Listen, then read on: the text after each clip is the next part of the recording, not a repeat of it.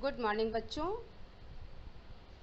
कल हम लोगों ने एक पाठ शुरू किया था, आप भले तो जग भला। हमने आपको थोड़ा सा समझाया था, जिसका पूरा सार यही था। वो आधा चैप्टर जो मैंने आपको समझाया था, उसका पूरा सार यही था कि हम अगर दूसरे के साथ अच्छा व्यवहार करेंगे तो हमारे साथ भी अच्छा व्यवहार होगा, और इसी उम्मीद के साथ हम दूसरे के साथ अच्छा व्यवहार ही करें।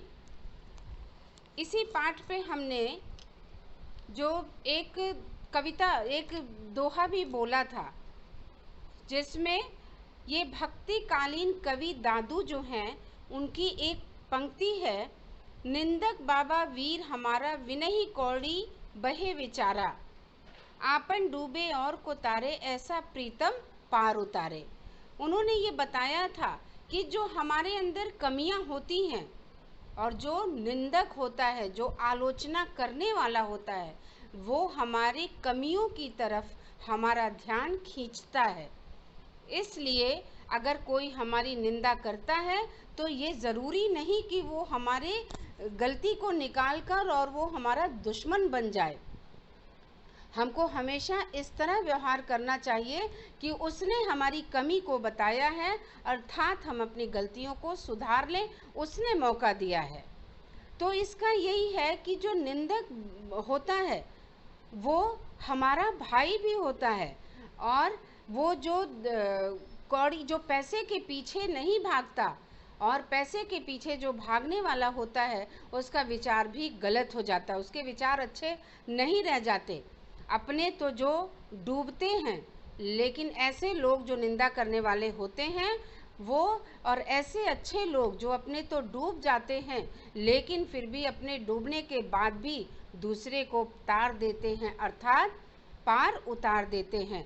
ऐसा प्रीतम पार उतारे, अर्थात ऐसे लोग, अच्छे लोग कहाँ मिलते हैं। इसीलिए लेखक ने उनकी तरफ ध्यान खींचा है और उन्होंने कहा है कि हम सबका कर्तव्य होना चाहिए कि अगर एक दूसरे की गलती के तरफ हम ध्यान देते हैं और एक दूसरे को उसकी गलतियों की तरफ आकर्षित करते हैं, लेकिन ज़रूरी है कि हम अगर उसकी कमी को बताएं तो बहुत प्रेम के साथ बताएं, बहुत आदर के साथ बताएं, ना कि हम ऐसा बताएं कि उसको भी, सुनने वाले को भी बुरा लग जाए। अब उन्होंने कहा है कि उनके मित्र थे, लेखक के मित्र थे, जिसको एक महाशय ने बहुत बुरी तरह डांट दिया था। वो बुरा मान गए थे। लेखक ने वही बात उनसे कही तो वो बुरा नहीं माने। उन्होंने कहा कि गलती मैंने की है, मैं आगे ऐसी गलती नहीं दोहराऊं, ये मेरी भी कोशिश रहती है, लेकिन भला कोई प्रेम से समझाए तब ना। तो फिर उन्होंने अपनी गलती मानी और उससे फिर दूर रहने का प्रयास करने लगे। तो ये तो तरीका होता है कि हम किसी की गलतियों को भी बहुत प्यार से अगर समझाते हैं तो वो व्यक्ति मान जाता है और फिर दोबारा गलती नहीं करता। अब जैसे सरदार पृथ्वी सिंह थे, उन्होंने हिंसा का मार्ग त्यागा और बापू के सामने अपने आप को अर्पित कर दिया। अब उन्होंने हिंसा का मार्ग त्यागा और बापू के सामने उन्होंने अपने आप को समर्पित किया, और इसलिए किया क्योंकि बापू के पास उनको प्रेम और सहानुभूति मिलती थी। बापू से मतलब गांधी जी, महात्मा गांधी जी। वो उन्होंने बापू ने पृथ्वी सिंह से कहा था कि आप मेरे सेवाग्राम में आकर मेरे साथ मेरे आश्रम में रहिए, तभी मैं समझूंगा कि आपने हिंसा का पाठ छोड़कर अहिंसा का पाठ अपना लिया। तो पृथ्वी सिंह बोले कि आपका मतलब क्या है बापू? तब उन्होंने कहा कि भाई, मेरा आश्रम तो एक प्रयोगशाला है। गांधी जी ने बताया कि मेरा आश्रम तो प्रयोगशाला है, और मैं यहाँ किसी, जब कोई कहीं नहीं ठीक होता तो मेरे यहाँ आता है और मैं उनको अहिंसा रूपी कामों के माध्यम से उनको सही करने का तरीका ढूंढता हूँ, और मैं ऐसा काम करता हूँ कि जिससे वो हिंसा को छोड़ दें। पृथ्वी सिंह ने मुस्कुराकर उनके आग्रह को स्वीकार कर लिया और वो बापू के सेवाग्राम में आकर रहने लगे। लेखक ने उसी तरह एक कहानी और बताई। उन्होंने कहा कि बापू कड़ी से कड़ी आलोचना भी करते थे अगर किसी की, तो बहुत प्रेम के साथ करते थे। बहुत अपनापन, बहुत सहानुभूति के साथ करते थे, इसीलिए कोई उनकी बातों को बुरा नहीं मानता था। लेखक ने आगे बताया कि अमेरिका के मशहूर लेखक की एक घटना याद आती है जिसमें उन्होंने एक गाय पाला हुआ था। अमेरिका के लेखक ने गाय पाला हुआ था। वो गाय जो है वो उससे बहुत प्रेम करती थी। एक दिन बहुत ज़ोर का आंधी तूफान आया, बारिश हुई, उन्होंने गाय को अंदर बांध दिया, लेकिन गाय का बछड़ा बाहर ही था, बारिश में भीग रहा था। जिसमें अमेरिका के जो लेखक थे इमर्शन, उन्होंने और उनके बेटे ने बहुत ज़ोर आजमाइश की, परंतु वो बछड़ा अंदर नहीं जा रहा था। तभी उनकी काम करने वाली दासी उधर से गुजर रही थी। उसने देखा कि पिता पुत्र के बहुत ले जाने पर भी बछड़ा अंदर नहीं जा रहा है, तो उसने क्या किया कि बछड़े के मुंह में अपना अंगूठा डाल दिया और बछड़ा बहुत ही विनम्रता के साथ झोपड़ी के अंदर चला गया और बारिश से बच गया। तो बच्चों, ये तो प्रेम की भाषा है जो हमारे मनुष्य के साथ साथ जानवर भी बखूबी समझते हैं और वो भी प्रेम के भूखे होते हैं। उन्होंने यही बताया।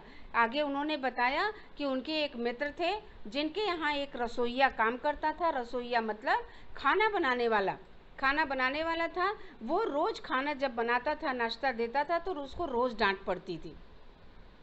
जो उसका मालिक था अर्थात जो मेरे मित्र थे, वो रोज़ उसको कहते थे कभी दाल में नमक ज़्यादा है, तो कभी साग में नमक नहीं है, तो कभी सब्जी तुमने जला दी।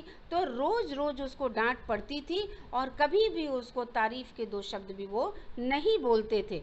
लेकिन जब मैंने उनको टोका कि आपके यहाँ जो सेवक है, जो काम करता है, उसकी तारीफ़ भी कर दिया करिए, तब उन्होंने पलटकर लेखक से कहा कि उसका दिमाग चढ़ जाएगा और वो फिर अपने काम पर ध्यान नहीं देगा, इसलिए मैं उसकी तारीफ़ नहीं करता हूँ। उसके बाद से तो वो बेचारा नौकर तो था ना, मशीन तो था नहीं, यंत्र तो था नहीं, और थोड़े से पैसे के लालच में वो जीवन भर उलाहना सुनता था। इसलिए उसने क्या किया कि उनका घर छोड़कर वो चला गया। तब उन्होंने कहा, अपने मित्र से कहा कि वो उसका दिमाग बढ़ जाएगा, अगर मैंने उसकी तारीफ़ की तो उसका मन बढ़ जाएगा और फिर वो काम में उसका मन नहीं लगेगा।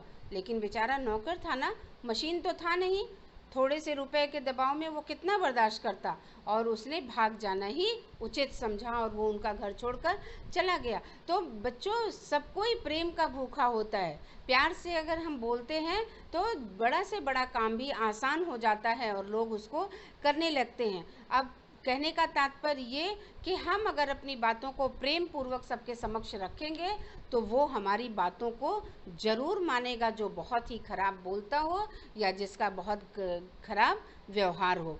इसी प्रकार उन्होंने बताया कि हम जो है कि ऐसे लोग जो बहुत कड़वा बोलते हैं वो अपने विचारों से और अपनी ज़िंदगी से संतुष्ट रहते हैं, क्योंकि उनको अगले का विचार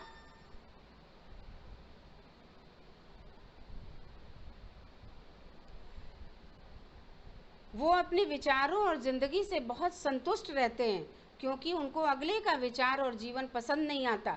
इसलिए वो पूरी तरह से संतुष्ट रहते हैं और वे मानते हैं कि जो भी उनका व्यवहार है, विचार है, वही आदर्श है उनका, और दूसरे लोग जो उनका सम्मान नहीं करते वो मूर्ख हैं, वो खुद में अपनी गलती नहीं ढूंढ पाते। ऐसे ही ग्रीस के एक महान संत थे सुकरात। उन्होंने कहा था, बहुत ही अच्छी लाइन उन्होंने बोली थी, कहा था कि जो मनुष्य मूर्ख है और जानता है कि वह मूर्ख है तो वह तो ज्ञानी है, पर जो मूर्ख है वह नहीं जानता कि मूर्ख है, वो सबसे बड़ा मूर्ख है। ये सुकरात की लाइन है। उन्होंने बताया कि जो मनुष्य मूर्ख है और वो जानता है कि वो मूर्ख है, मूर्ख व्यक्ति अगर जानता है कि वो मूर्ख है तो इसका मतलब वो ज्ञानी है। लेकिन जो मूर्ख है और वो नहीं जानता कि वह मूर्ख है, वो अपने आप को ज्ञानी समझता है, उससे बड़ा मूर्ख कोई नहीं होता। तो ये तो सुकरात की बहुत सटीक लाइनें हैं जो उन्होंने, लेखक ने उसको लिखा है। अब लेखक ने कहा कि आप चाहे तो सुकरात के विचारों को लिखकर अपने कमरे में टांग सकते हैं और फिर उसमें, लेकिन उसको हम अपने मित्र को ये बात कैसे समझाएं और उनको कहने का साहस कौन करे। तो बच्चों, ये कहानी समझ में आ गई होगी आपको। आप भले तो जग भला, ये कहानी आपको समझ में आई होगी। अब हम इस कहानी का आपको प्रश्न उत्तर भी लिखकर भेज रहे हैं इसी वीडियो के साथ। प्रश्नों का उत्तर आप देखकर लिख लीजिएगा कॉपी में। प्रश्न उत्तर करने से पहले दोनों पाठों का अपना स्थान स्वयं बनाइए और आप भले तो जग भला दोनों पाठ का शब्दार्थ लिख लीजिएगा। उसके बाद आप प्रश्नों का उत्तर लिखिएगा जो मैं आपको लिखकर भेज रही हूँ। और कुछ बच्चों ने फिर से मुझसे पूछा है कि मैम सुलेख में मैं पेंसिल से लिख लूँ। बेटा मैंने पिछले वीडियो में भी बोला है, सैटरडे को भी मैंने बोला है कि आप पेंसिल का इस्तेमाल मत करिए, आप ब्लू और ब्लैक जेल पेन का इस्तेमाल करिए, डॉट पेन का भी इस्तेमाल मत करिए आप, और ब्लू जेल पेन से ही लिखिए, ब्लैक जेल पेन से अपने प्रश्न को लिखिए और ब्लू जेल पेन से आंसर लिखिए। और मैं सारे क्वेश्चन आंसर भेज रही हूँ, फिर आप उसको पढ़ लीजिएगा और आंसर अच्छे से लिखिएगा। साफ सुथरा लिख के इंडेक्स के साथ भर के उसको लेकर आइएगा स्कूल जब भी आना होगा। Thank you.